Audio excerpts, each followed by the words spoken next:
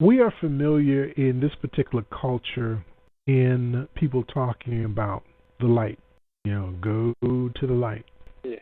light over darkness, good and evil, so forth. All these things are portrayed until the whole concept of darkness has received such a negative vibration that people don't want to deal with anything that's dark.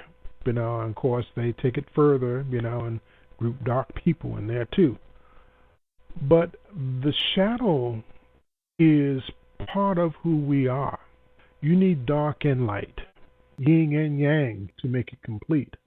We have a dark side about us. We have a side that I wouldn't necessarily call it evil, but I would call it a side that is quite fertile, just like the earth.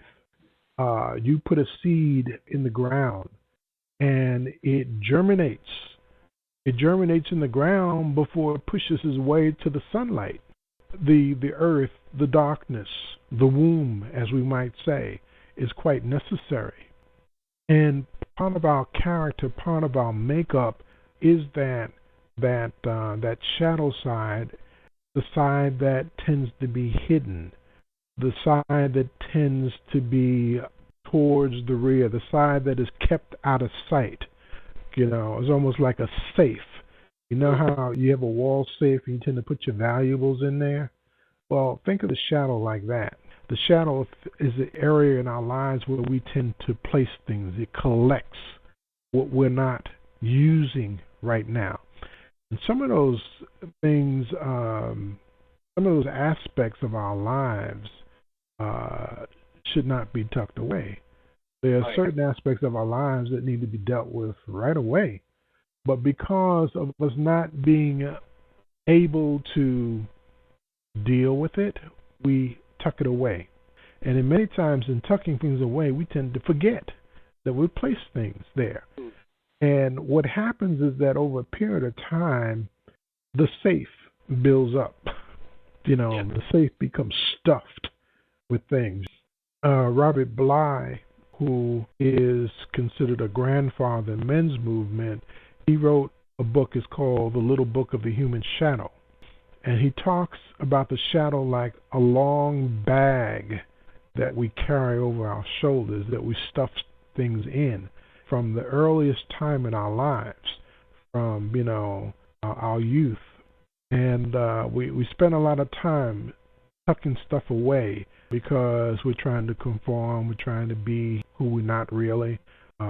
We have gifts that we haven't opened up, and so we tuck them away. And he says that we spend the first 25 years of our lives tucking stuff away, and then the remainder of our lives trying to uncover from this bag, from this shadow, things that we've hidden away. We spend the rest of our lives trying to access this. Just think, if you have gifts that you haven't dealt with and you tuck them away, either because you weren't quite ready to explore that area, or you were trying to conform, and people say, hey, don't do this. So it's there. It's hidden. It's a treasure. But the treasure's not going to do you any good until you uncover it. You have to dig it up. The shadow's like that. It's like a bag that collects things. It's like a safe that collects valuables.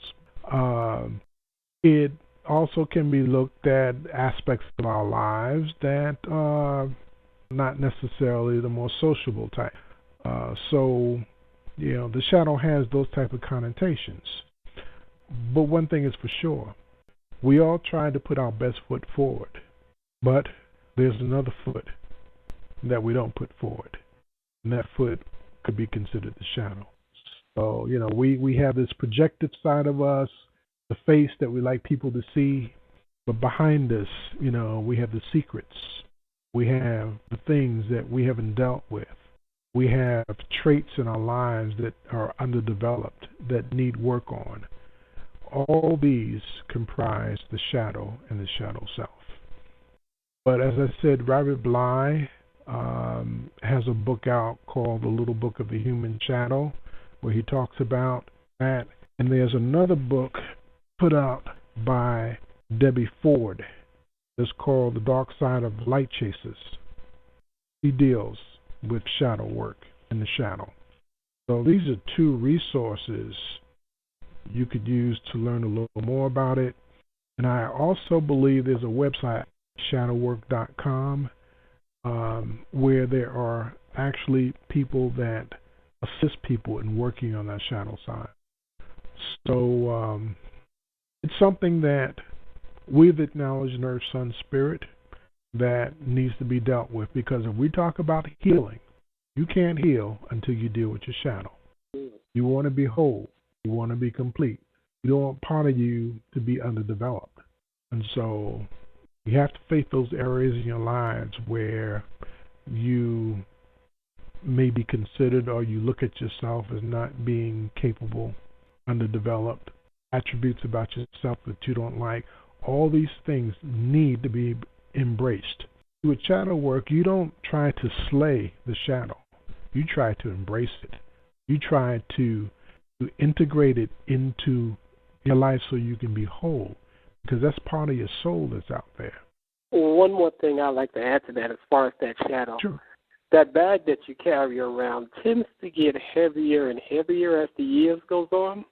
Yes. And if you don't deal with those issues, they will begin to affect your physical person and begin to weigh you down till you get to the point where you either have to deal with them or you cannot go on any longer. This you is don't true. want to get to that point. Right. Sometimes it becomes a life and death issue, because you may Right. have tucked in your bag something that you need in this particular time of your life to go on. Simply to go from point A to point B.